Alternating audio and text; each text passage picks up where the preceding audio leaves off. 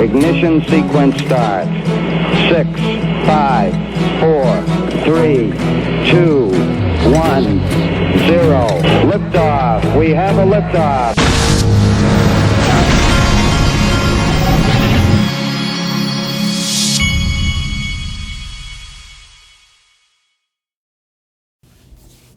Hey everybody, this is the Digital Asset Investor, and I'm doing this video very quietly while I drink my instant coffee, day 2 or 3 instant coffee. It's Starbucks instant coffee, and it's actually pretty good, but it's nothing ever beats the real thing. Okay, let's start this video off with, this is from Lisa Jo Key.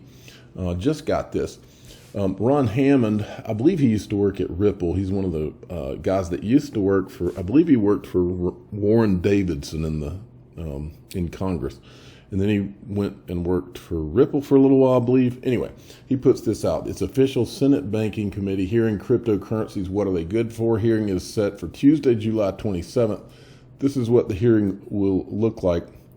And it's got this, this guy, Jerry Brito, has been around from the very beginning, and he is the executive director at Coin Center. And if you look at Coin Center, this is just a couple of things I wanted to show you. One, on their advisory board is Mark Andreessen, who is, of course, Andreessen Horowitz, and he was an early investor in Ripple.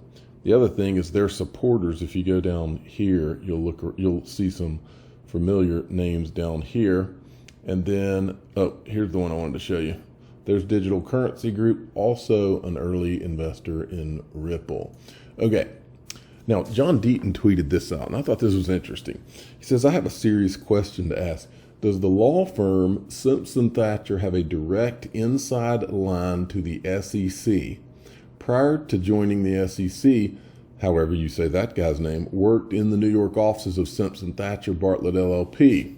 Okay, now, he's referencing this. This is was put out by the SEC, and if you go down here, this is the guy he's talking about. He says, prior to joining the SEC, Mr. whoever his name is, worked in the New York offices of Simpson Thacher.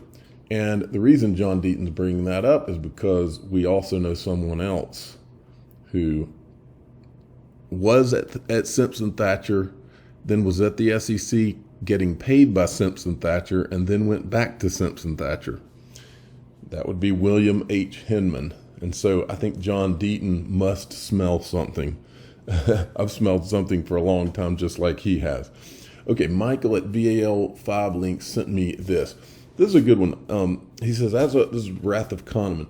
As of today, you owned XRP. You could have additionally gained Flare, D-Flare, and SGP, potentially drawing in value from all of these other digital assets. He says that's really quite astonishing. And what's even more astonishing is now we're getting this SGB 100% up front, and that's a big deal. Okay, XRP BART. Now this is a big deal right here. So listen close.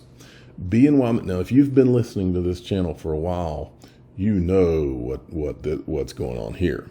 BNY Mellon joins State Street to service new crypto exchange. Bank of New York Mellon is joining a new cryptocurrency initiative by offering its custody support to a new crypto exchange backed by the American bank State Street. Now remember, State Street is like top 2 largest traditional custodians. In other words, if you don't know what that means, custodian, if you go, let's say you have an E-Trade account, you buy a stock, there's someone who's taking that physical stock certificate and storing it somewhere so that you don't have to worry about holding it. That's custody. And that is what I think we've all been waiting for. We've been waiting for the banks to get their custody set up, and then you're going to see these regulations. It's not a coincidence we're watching all of this happen right now. The banks they finally have their custody ready, and we know this because we're seeing Polysign subsidiary Standard Custody come out and raise their hand and say we're ready. And we've seen the tweets of the BNY Mellon the retired BNY Mellon execs that are with Standard Custody, that is a subsidiary of Polysign. They're ready, and that's what this is about. It says, according to a Wednesday report by the Financial Times, BNY Mellon has joined a consortium of 6 banks behind the launch of London-based Pure Digital, a new crypto trading platform venture that is scheduled to execute its first Bitcoin trade in the near future. The upcoming crypto venture came under the industry spotlight in April, with State Street announcing plans to provide its trading infrastructure through its foreign exchange technology. Anyway, so you've got, I'm trying to remember where I read it. You've got, there's somewhere, I can't remember exactly where, but it says that there's 6, it's a consortium of 6 banks that are behind this, but they're only naming BNY Mellon and State Street. I'll bet you I could guess who the names of some of those others are. Okay, so here's Pure Digital's website. It says Interbank marketplace for digital assets. Pure Digital will provide a best-in-class primary wholesale market for with a consortium of banks. All right. Well, the words mean things, and the word that grabs my attention immediately on this page is Interbank.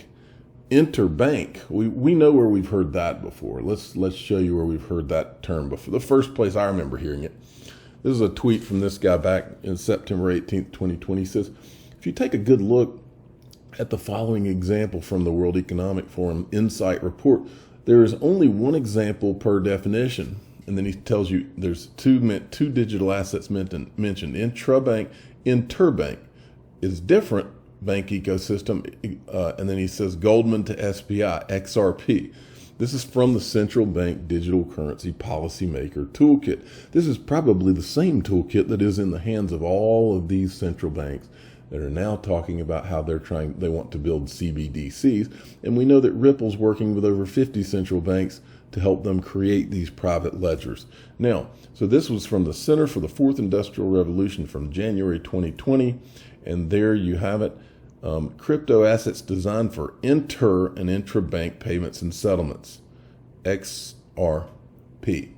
Now, something else I wanted to mention, let me go back to this. Went down to the bottom of the page and I saw this, they're out of the UK. Crypto UK, this is an organization that they're a part of, so I decided to go check it out, see who else is a member. Crypto UK, digital asset industry. This is our community collaborates to grow the UK's digital asset industry. And as we go down, so we know that this firm, who's working with BNY Mellon and with State Street, is a member of this Crypto UK. But who else is? Well, I found 2 interesting ones that jumped off the page at me, and that would be, as we go down, there's a bunch of them on here. That'd be Ripple. They're an executive member. And then we also have Uphold. It's a small world after all. Okay, and also I wanted to show you this. Who owns BNY Mellon? I've shown these before, but it's important that you put things in context. Top 10 owners of, because we're trying to figure out, remember, we want to know who those other banks are. Top 10 owners of or not, those like 6 banks, I think they said. So I wonder who those other 4 are. Top 10 owners of Bank of New York Mellon Corp. Berkshire, Vanguard, BlackRock, and this right here is State Street. And then let's look at the top 10 owners of State Street. Vanguard, State Street owns shares in itself, I guess, BlackRock. Okay, my money, if I had to pick one, I mean, it's not technically a bank, and so maybe it wouldn't be, but think Goldman Sachs, think JP Morgan. I mean, so here's Polysign, and I've shown you this 1,000 times, but these guys have been totally activated because we've been seeing their tweets. And now all of a sudden they're announcing that they've got these BNY Mellon guys there. All a coincidence, right? Okay, I want to finish with this. The EU Commission, this is BondCrypt. The EU Commission has proposed legislation to ensure full traceability of crypto asset transfers such as Bitcoin to prevent and detect their possible use for money laundering or terrorism financing. Anonymous crypto asset wallets will be prohibited. Now, I've said this for a long time, and it's just a little reminder to some of you out there, and that is, if you hold any of this crypto that brags about being anonymous, like Monero would be an example. I wouldn't own any of those because I wouldn't own any of those because, hold on, you can come in here. You can come in here, just shut the door and don't say anything, okay? That would be my 9-year-old who has just woken up, and he wanted to come in here, and he's my early riser. He wakes up early with me a lot of the time because he's coming in and wants to go to McDonald's or something. So, okay.